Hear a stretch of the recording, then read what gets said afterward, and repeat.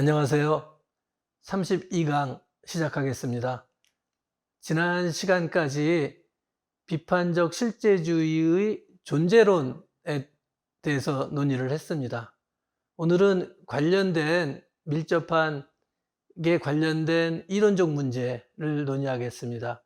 환원주의, 발현적 힘, 개방체계, 폐쇄체계, 설명과 예측 등의 문제를 다루도록 하겠습니다.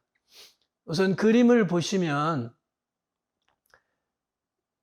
이 마스카가 철학적인 논제를 제시를 하고 1990년, 2000년 들어서 사회과학자들이 이것을 어떻게 철학적인 과정을 연구에 활용할까 하면서 많은 논의를 했습니다. 이제 그 중에 한 학자가 이렇게 도식화를 했는데요. 보면은 우리가 경험하는 사건층이 있고 그 밑에 구조가 있고 발생 기제가 있죠. 그래서 구조도 여러 개를 생각해 볼 수 있고 발생 기제도 여러 개 있고 그것이 어떤 형식으로 결합하여서 사건을 만들고 사건이 우리가 경험하는 영역이 되겠습니다. 그래서 이것에 대해서 생각할 때는 구체에서 추상화시키고 또 추상화시킨 것을 구체적인 경험적인 것과 연결시키면서 이론을 구성해 나가겠죠. 아까 그림에서도 보듯이 발생 기제가 여러 가지가 있고 그 기제들이 어떻게 결합하느냐에 따라서 상이한 효과가 나타날 수가 있습니다. 똑같은 특정한 기제도 상이한 순간에 완전히 상이한 행위를 만들어낼 수 있습니다. 또 완전히 다른 원인들로부터 동일한 사건이 발생할 수도 있습니다. 결국 세상이 그렇다면 우리가 이해하려고 하는 연구 대상이 그렇다고 한다면 과학적 설명이 하는 일은 무엇인가? 그것은 경험 수준의 사건이 어떻게 일어났는가를 서술하는 것인데 관찰된 사건 사이에 어떤 실제적인 인과관계가 있는가, 그 과정은 어떠한가를 서술하는 것이 과학적 설명의 출발점이라고 얘기할 수 있겠습니다. 여기서 이제 환원주의 혹은 이제 분해라는 말을 쓸 수가 있는데 그 복잡한 객체를 분석할 때 추상화는 그 객체가 갖고 있는 여러 가지 성질 중에서 본질적이고 내적인 관계를 중심으로 추상화를 한다 이렇게 얘기했습니다. 추상화는 객체의 구성과 작동 방식을 분리해낸다. 그런데 이때 이제 분해라는 말을 쓰는 사람들이, 분석하는 사람들은 많은 경우에 decomposition이죠. 복합체를 구성 요소로 분해하는 겁니다. 그 분해한 각 구성 요소를 가지고 결합한 전체를 설명할 수 있다 라고 한다면 전체를 설명하기 위해서 각 작은 요소로 설명을 하기 위해서 작은 요소의 성질로 전체의 성질을 분석하려고 든다라는 의미에서 환원이라고 그러죠. 리덕셔니즘이라고 표현합니다. 복잡한 것이 are reduced to elements가 되겠죠. 단순한 구성 요소로 환원되는 겁니다. 그래서 이 분해라고 하는 거는 기본적인 아이디어가 복잡성이 개체적 수준에서의 단순한 그리고 규칙성에 의해 안내된 상황들의 조합의 결과로 판명될 것이다 라는 생각에 기초하고 있는 거죠. 인간의 유기체가 여러 가지 기관을 가지고 있고 그 기관은 세포로 되어 있을 때 만일 유기체가 세포로 완전히 분해된다, decomposed 된다, 완전히 구성 요소로 분해되어진다라고 한다면 세포만 연구하면 기관의 성격도 알 수 있고 유기체의 성격도 알 수 있다. 이런 뜻이 되겠죠. 그런데 이제 비판적 실제주의 입장에서는 이런 환원의 문제를 받아들이기가 어렵다라고 하는 거죠. 환원의 문제를 다시 한번 설명한다면 많은 연구자들은 오직 개인들과 개인들의 태도만 이해하면 거시적인 사회적 유형을 납득할 수 있다, 이해할 수 있다 라는 단순한 견해에 매혹당한다. 그런데 세상이 그렇게 간단하지 않다. 사람을 구성하는 세포를 준거로 사람이 생각하는 힘을 설명하려 하지 않을 것이다. 불을 끄는 물의 힘을 그것의 구성 요소인 힘들로부터 도출해서 설명하지 않을 것이다. 왜냐하면 물을 구성하는 산소와 수소는 불에 매우 잘 타기 때문에 산소와 수소로부터 불을 끌 수 있는 물의 힘을 도출하려고 하지 않는 거죠.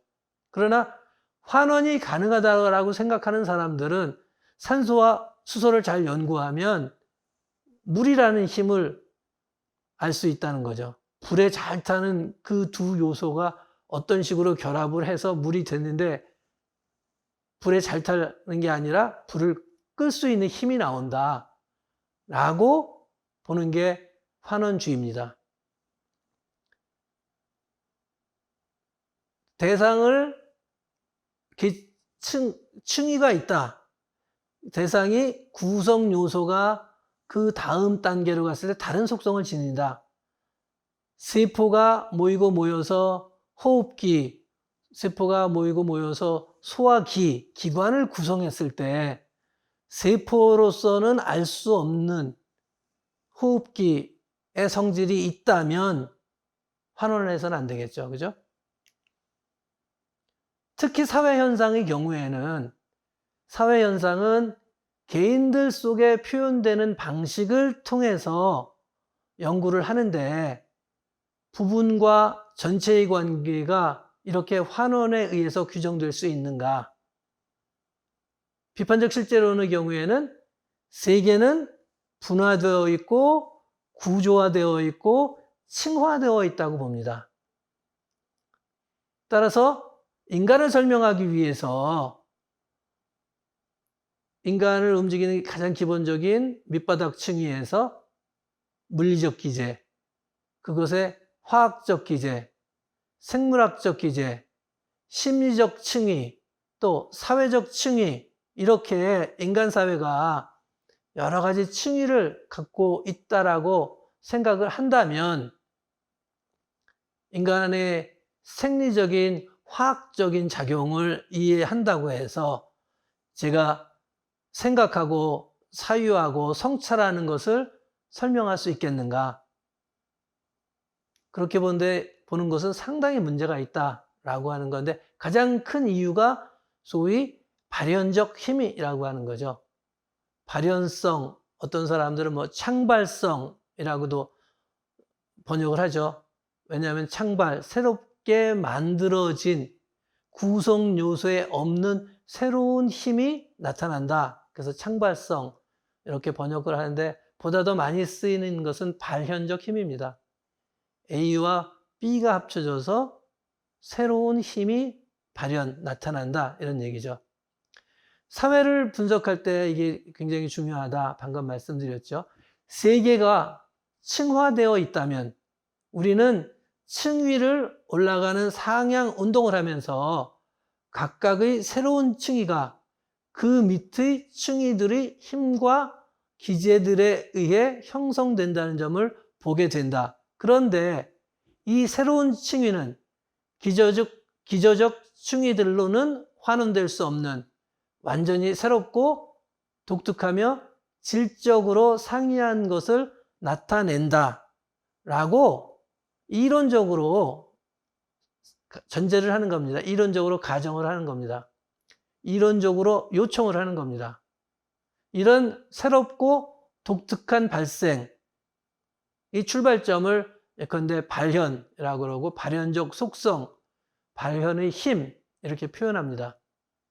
객체는 발현적 힘을 보유한다 라고 얘기하는 것은 구성 요소에 없는 새로운 힘이 나타난다 이 말이죠. 왜 이렇게 층화되었다고 상정하느냐? 왜 그럴까요? 과학적 활동의 핵심이라고 할 수 있는 실험이라고 하는 것을 이해하기 위해서는 연구 대상이 이렇게 층화되어 발현적 힘을 발휘한다 라고 보는 것이 의미가 있다. 그렇기 때문에 이렇게 하는 거죠. 다시 한번 레비의 실험으로 가보면 레비의 과학적 실험은 층화된 성질을 상정할 때 가능해지는 거고 층화된 성질은 실험을 설명하는 데 필수적이다 라고 얘기할 수가 있겠습니다. 레비는 층화된 세계를 이렇게 돼 있다고 추정하고 거기에 따라 실험을 설계하고 진행한 거죠. 즉 개구리의 심장의 운동 능력이라고 하는 것은 생물학적 기제인데 이 배후에 뭐가 있느냐? 생리적 수준에서 탐구를 했고 이 생리적 수준에서 그것이 어떤 정기적 자극인지 화학적 자극인지를 밝혀내야 된다라고 생각을 하고 개구리 실험을 한 거죠. 층화된 실제를 전제를 하고 나타나고 있는 것의 밑바닥에 있는 그 화학적 작용을 이론적으로 가설을 세우고 테스트를 했다. 이렇게 말씀드릴 수 있죠.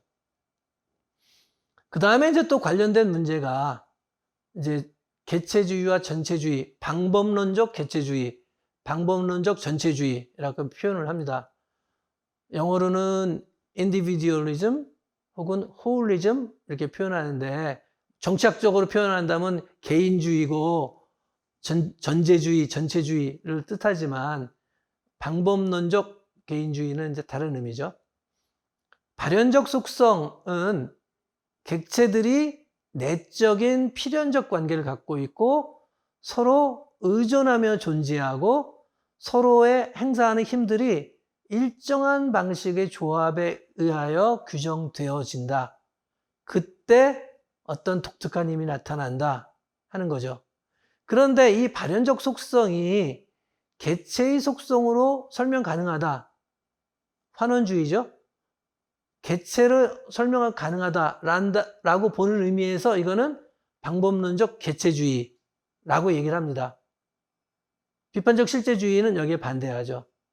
한편 체계의 부분들을 이해하기 위해서는 체계 전체 속에서 부분을 보아야만 한다. 부분 자체로는 체계 속에 있는 그 힘 때문에 독자적인 어떤 성격을 갖지 못하기 때문에 전체 속에서만 봐야 이해가 된다라고 하는 게 전체론이죠.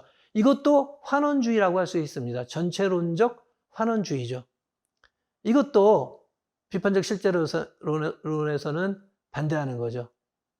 층위가 있고 각 층위마다 독특한 발현적 힘이 있기 때문에 방법론적 개체주의, 방법론적 전체주의는 모두 부정을 합니다.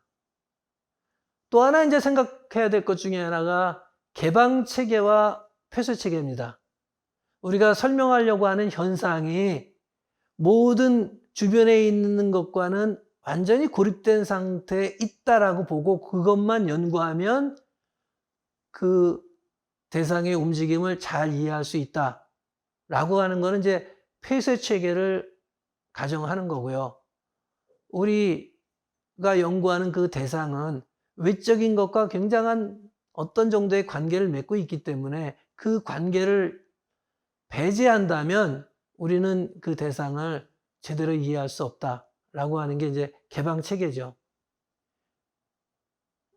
이 사회과학이 본보기로 삼고 싶어한 소위 과학적 설명의 핵심인 물리학의 경우에는 말하자면 폐쇄체계 상황에서 이해할 수 있다고 보는 거죠, 대상을.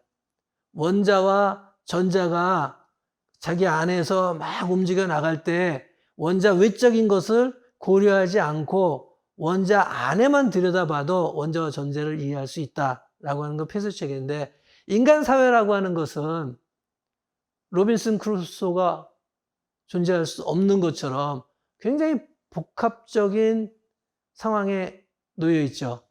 가족 구조를 이해한다. 가족 구조를 이해한다 그랬을 때 부모 있고 자식 있고 요 네다섯 사람의 관계만 이해해서 가족 구조를 이해할 수가 없겠죠. 사회에서 가족에 요구하는 것이 무엇인지, 그 가족의 부모 세대 또 친척과의 관계는 또 어떻게 되는지 라고 하는 것을 이해해야만 가족 구조를 제대로 이해할 수 있다라고 하면 가족 구조를 개방 체계로 보는 거죠. 사회적 예측은 실패한 사례가 무수히 많습니다. 그래서 뭐라고 결론을 내리냐면 사회과학은 미숙한 과학이다. 물리학을 따라가려면 멀었다. 이렇게 표현하는데, 실상은 자연의 세계와 사회과학의 세계가 근본적으로 차이가 있습니다. 이제까지 우리가 근본적인 차이라고 얘기했던 거는 자연과학의 대상과 달리 사회과학의 대상은 자기 행동에 의미를 부여하고 해석하고 또 같은 자극에 대해서도 다르게 반응할 수 있는 성찰적인 존재라는 것을 주로 얘기해 왔는데, 지금 얘기하려고 하는 것은 그것이 아니라 개방체계라고 하는 거죠.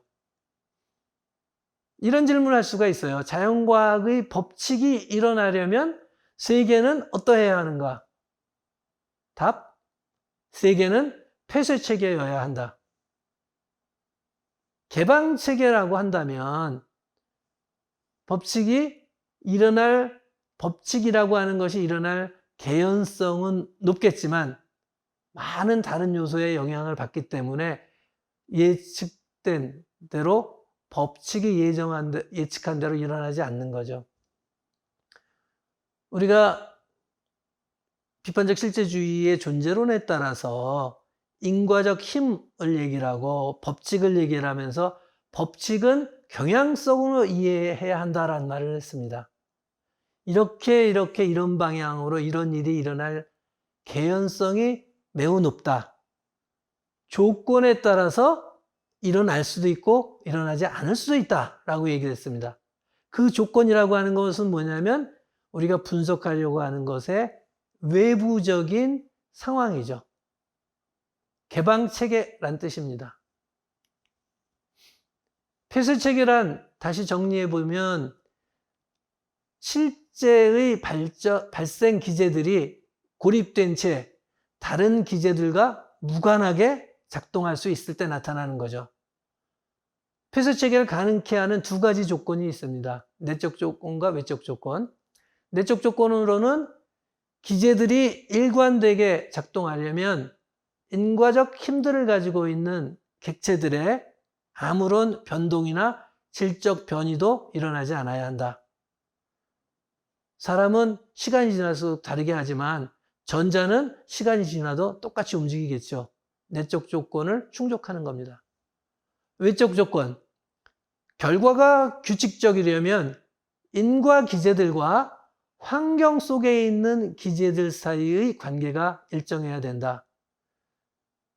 아까 우리가 처음에 본 그림에 여러 가지 기제들이 결합되면서 사건이 일어난다라고 그랬는데, 이 기제들과의 관계가 항상 일정하다면 법칙이 예측한 사건이 나타나겠지만, 이게 안정적이지 않으면 예측한 사건이 일어나지 않는 거죠. 그죠? 이것은 새로운 발현적 힘과 메커니즘이 발생하지 않을 조건이라고 표현할 수도 있겠습니다. 인과기제들이 새롭게 결합을 해서 불안정하게 예측하지 않은 대로 결합을 하게 되면 사건도 법칙에서 얘기한 것과는 다른 형식으로 나타나겠죠. 따라서 이 실제를 층화되었다라고 보는 경우에는 개방성을 전제를 하는 겁니다. 층위가 올라갈수록 기재들과 기재들과의 관계가, 조합이 여러 가지 새로운 형태로 나타나고, 그렇게 됨으로써 개방성이 두드러지는 경우죠. 자연과학은 다소간 폐쇄된 체계인 낮은 층위를 다루는 반면, 사회과학은 폐쇄가 불가능한 상층, 층위를 다룬다라고 얘기할 수 있죠.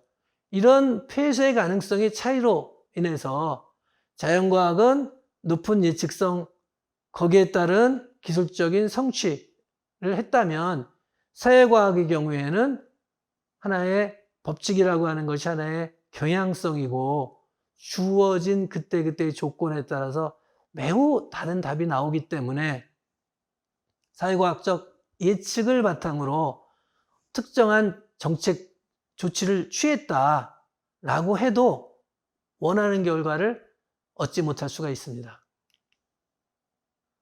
그다음에 이제 실험과 폐쇄 체계. 아까 말씀드렸듯이 실험 상황이라고 하는 것은 모든 변수를 통제하여서 다른 변수들의 영향을 주지 않고 자기가 보려고 하는 변수만 따로 떼어내는 거죠. 폐쇄적 상황을 만드는 겁니다. 기본적으로 심층적 차원, 다른 요인들의 영향을 적게 받는 차원에 집중한다라고 얘기할 수 있습니다. 사회과학의 대상은 기본적으로 개방체계 속에서 활동을 하고 있습니다. 인간은 새로운 지식을 획득하고 스스로를 변화시킬 수 있고, 그 관계와 그 인간과 인간이 맺는 관계라고 하는 것은 수시로 새로운 것을 만들어낼 수도 있습니다. 인간은 자기 자신이 속해 있는 상황과 환경을 변동시키고자 노력하죠. 따라서 사회과학의 세계에서는 자연과학의 세계와 같이 몇몇 변수를 고립화시킨 것을 전제로 하는 실험을 할 수가 없습니다. 오늘 한 얘기는 비판적 실제주의를 택할 때 고려해야 할 중요한 이론적인 문제를 다뤘습니다. 환원주의 문제와 발현적 힘, 폐쇄체계 문제를 다뤘습니다. 다음 시간에는 사회과학에 있어서, 개방체계에 있어서 설명과 예측의 관계를 논의를 하고, 비판적 실제론이 실제 연구에 지니는 방법론적인 함축은 무엇인가를 논의하도록 하겠습니다.